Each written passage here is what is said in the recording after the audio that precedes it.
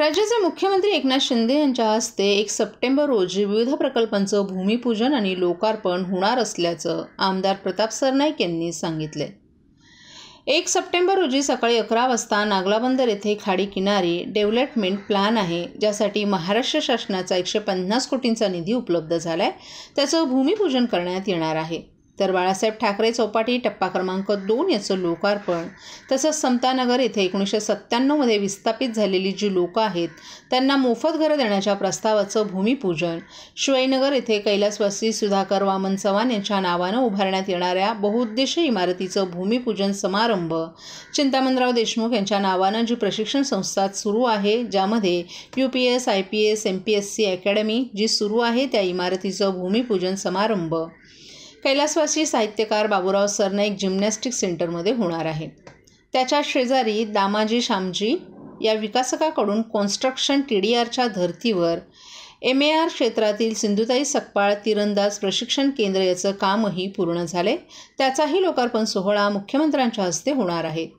हे समारंभ पार पडल्यानंतर शेवटी विहंग व्हॅलीजवळ पुराणिक बिल्डरच्या सुविधा भूखंडावर या देशातील 12 राज्यातील प्रमुख लोक जे अनेक वर्षांपासून इथे राहत आहेत, त्यामध्ये बंगाली, गुजराती, राजस्थानी, कर्नाटकी, केरळ, आंध्र प्रदेश, ओडिसा, ख्रिश्चन अशा सगळ्या कम्युनिटीला 2,500 ते 3,000 फुटाची जागा महापालिकेच्या वतीनं देण्यात येणार आहे।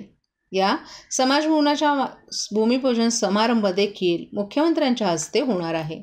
भागातील अनेक प्रकल्पांचं उद्घाटन आणि त्याचबरोबर काही प्रकल्पांचं लोकार्पण, काही प्रकल्पांचं भूमिपूजन राज्याचे लोकप्रिय मुख्यमंत्री आदरणीय एकनाथ शिंदे साहेब यांच्या हस्ते 1 तारखेला सकाळी 11 वाजता हे करतोय। प्रामुख्यानं नागला बंदर येथे जी नवीन खाडी किनारा डेव्हलपमेंट प्लॅन आहे त्यासाठी राज्य शासनाकडून 150 कोटी रुपयाचा निधी उपलब्ध झालेला आहे। त्याचं भूमिपूजन, बाळासाहेब ठाकरे चौपाटी टप्पा क्रमांक 2 याचं लोकार्पण, तसंच समतानगर येथे 1997 साली जी लोक विस्थापित झाली होती त्या विस्थापितांना महापालिकेच्या वतीनं मोफत घरे देण्याचा प्रकल्पाचा भूमिपूजन समारंभ, शिवाईनगर येथील कैलासवासी सुधाकर वामन चव्हाण यांच्या नावानं उभारण्यात येणार असलेल्या बहुउद्देशीय इमारतीचा भूमिपूजन समारंभ, तसेच आपल्या चिंतामणराव देशमुख यांच्या नावानं जी प्रशिक्षण संस्था चालू आहे, IAS, IPS आणि UPSC, MPSC ची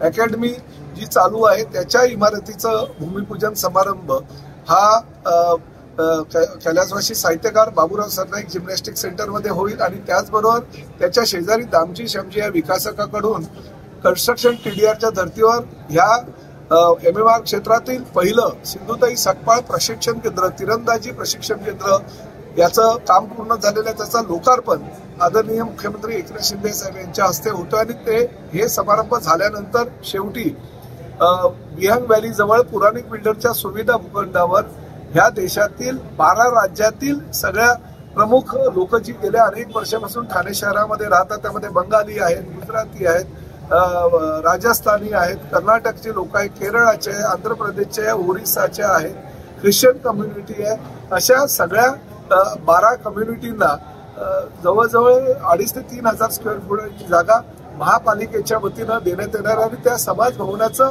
भूमिपूजन समारंभ माननीय मुख्यमंत्र्यांच्या हस्ते दुपारी 12 वाजता आनंदनगर येथे होणार आहे। त्यामुळे असे भरगच्च कार्यक्रम माननीय मुख्यमंत्र्यांच्या अध्यक्षतेखाली दिनांक 1 तारखेला 11 ते 1 ह्या वेळेस होणार आहे। तरी महापालिका प्रशासनाने त्याची तयारी चालू केलेली आणि अतिशय महत्त्वाचे प्रकल्प हे ठाणे महापालिका क्षेत्रातील नागरिकांना त्या दिवशी लोकार्पण होणार आहे।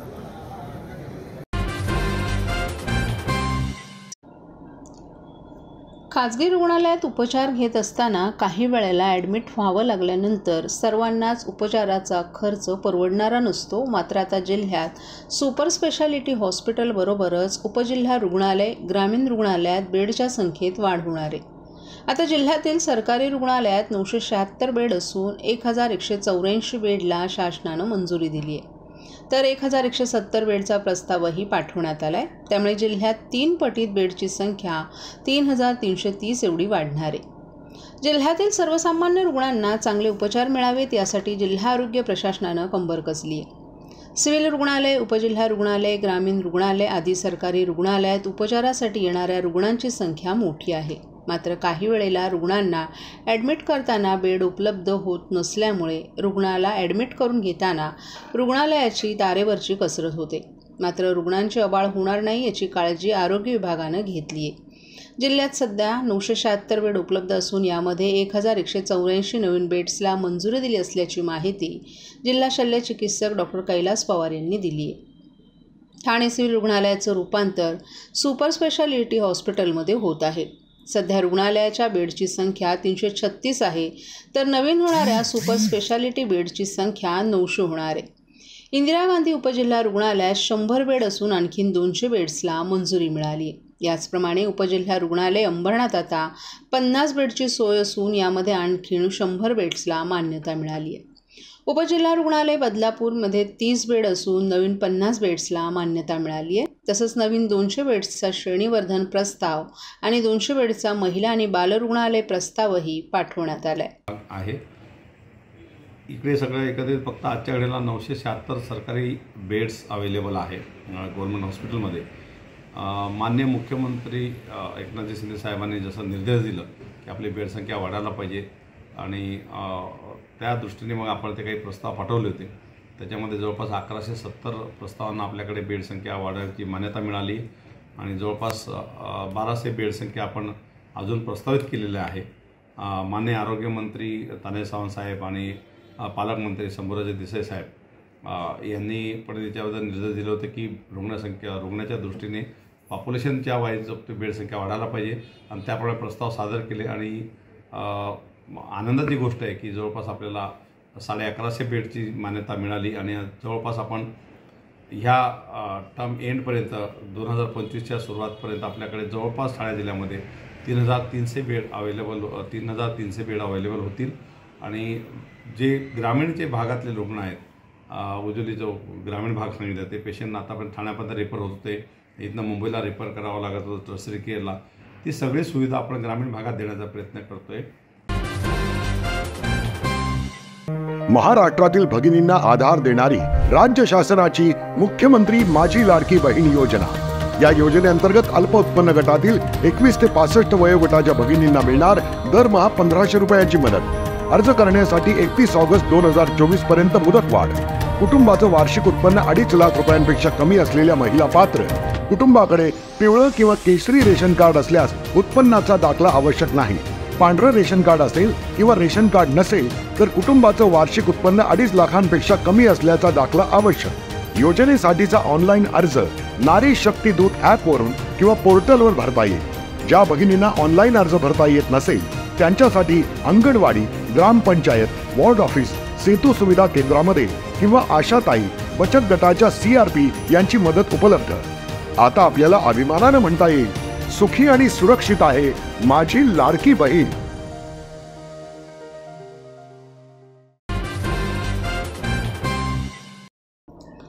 पर्यावरणपूरक गणेशोत्सव कायदा आणि सुव्यवस्था अबाधित राखण्यासाठी समिती सभागृहात संबंधित यंत्रणेचा जिल्हाधिकारी अशोक शणगारे यांनी आढावा घेतला. यावेळी मुख्य कार्यकारी अधिकारी रोहन घुगे, पोलीस अधीक्षक डॉक्टर DS स्वामी, निवासी उपजिल्हाधिकारी डॉक्टर संदीप माने, सहाय्यक पोलीस आयुक्त मंदार जावळे, योगेश गावडे, वाहतूक सहाय्यक पोलीस आयुक्त विजयसिंग भोसले, ठाणे महानगरपालिकेचे उपायुक्त GG गोदेपुरे, नवी मुंबई महानगरपालिकेचे उपायुक्त डॉक्टर कैलास गायकवाड, कल्याण डोंबिवली महानगरपालिकेचे सहाय्यक आयुक्त सोनम देशमुख, जिल्हा आरोग्य अधिकारी डॉक्टर गंगाधर परगे तसेच संबंधित विविध विभागांचे अधिकारी आणि कर्मचारीही उपस्थित होते. सर्व महानगरपालिकांनी कृत्रिम तलावांची संख्या वाढवावी, आपल्या कार्यक्षेत्रातील रस्ते व्यवस्थित करावेत, गणेश मंडळांना वेळेवर आवश्यक परवानगी द्या, ध्वनी प्रदूषण होणार नाही याची काळजी घ्या, वाहतूक कोंडी होणार नाही याची दक्षता घ्या, पर्यावरण रक्षणासाठी पर्यावरणपूरक गणेशोत्सव साजरा करण्यासाठी जनतेला प्रोत्साहित करा अशा सूचना जिल्हाधिकारी अशोक शणगारे यांनी संबंधितांना दिल्यात. हा उत्सव परंपरेनुसार साजरा होणं गरजेचं आहे. या सणाचं पावित्र्य जपलं पाहिजे. कोण चुकीचं वागत असेल तर त्याच्यावर कारवाई करा. गणपती विसर्जनासाठी पुरेसा बंदोबस्त ठेवा. तसंच तिथे लाईटची व्यवस्था करा. गणेशोत्सव हा पर्यावरणपूरक असला पाहिजे. केंद्र शासन आणि राज्य शासनाच्या दिलेल्या सूचनांचं काटेकोरपणे पालन करा. गणपती विसर्जन करताना मूर्तीची विटंबना होणार नाही याची काळजी घ्या. गणेशोत्सव मंडळांना परवानगी देताना नियमांचं काटेकोरपणे पालन करा. गणेशोत्सव मंडळांना कोणतीही अडचण होणार नाही याची काळजी घ्या. या उत्सवामध्ये सामाजिक सलोखा राखला जाईल याचीही काळजी घ्या, असंही यावेळी शिणगारे यांनी सांगितलं.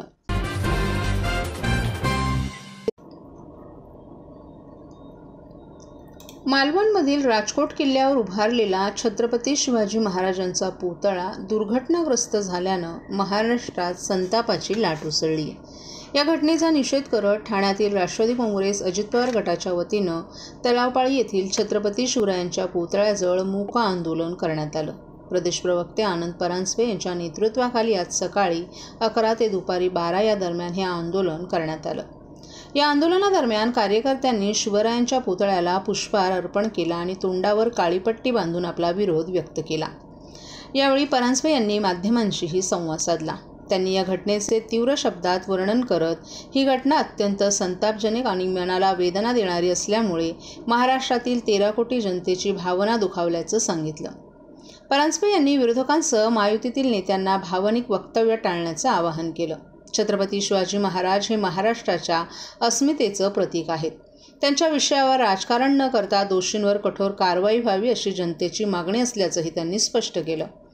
तसंच दुर्घटनास्थळी पुन्हा शिवरायांचा भव्य पुतळा उभारण्यात यावा अशीही त्यांनी मागणी केली.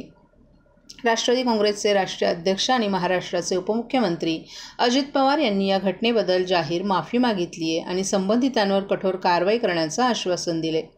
परांजपे यांनी पवारांच्या भूमिकेचं समर्थन केलं आणि अजितदादा पवार यांच्या कृतीवर विश्वास ठेवतात आणि त्यांना या घटनेचं गांभीर्य लक्षात घेऊन तात्काळ पावलं उचलली असल्याचं त्यांनी सांगितलं. या आंदोलनात ठाणे आणि पालघर जिल्ह्यातील प्रमुख कार्यकर्त्यांसह अनेक पदाधिकारी देखील सहभागी झाले होते. राष्ट्रवादी काँग्रेस पक्ष ठाणे शहर जिल्ह्याच्या वतीने सिंधुदुर्ग जिल्ह्यामधील मालवण येथील किल्ला राजकोट इथे युगपुरुष छत्रपती शिवाजी महाराजांचा जो पुतळा दुर्घटनाग्रस्त झाला याचा निषेध करण्यासाठी आज राष्ट्रवादीचे आम्ही सर्व कार्यकर्ते इथे मूकनिदर्शनं करत आहोत. ही घटना अत्यंत संतापजनक आणि मनाला वेदना देणारी ही घटना घडलेली आहे. महाराष्ट्रातील तमाम जनतेमध्ये एक संतापाची लाट ह्या घटनेमुळे आहे. माजी राज्याचे लाडके मुख्यमंत्री माननीय एकनाथरावजी शिंदेसाहेब, उपमुख्यमंत्री माननीय देवेंद्र फडणवीस साहेब ज्यांच्याकडे गृह खातं आहे, या दोन्ही नेत्यांना विनंती आहे की या दुर्घटनेसाठी जबाबदार असलेला मग तो शिल्पकार असेल, कन्सल्टंट असेल, कॉन्ट्रॅक्टर असेल, सरकारी PWDचे अधिकारी असतील, या सगळ्यांवर कठोर शासन हे राज्याने केलं पाहिजे आणि लवकरात लवकर तिथे युगपुरुष छत्रपती शिवाजी महाराजांचा पुन्हा एकदा पुतळा तिथे उभं राहील हे काम महायुतीने लवकरात लवकर केलं पाहिजे. कारण ह्या घडलेल्या घटनेमुळे प्रचंड असा संताप हा महाराष्ट्रातील जनतेच्या मनामध्ये आहे.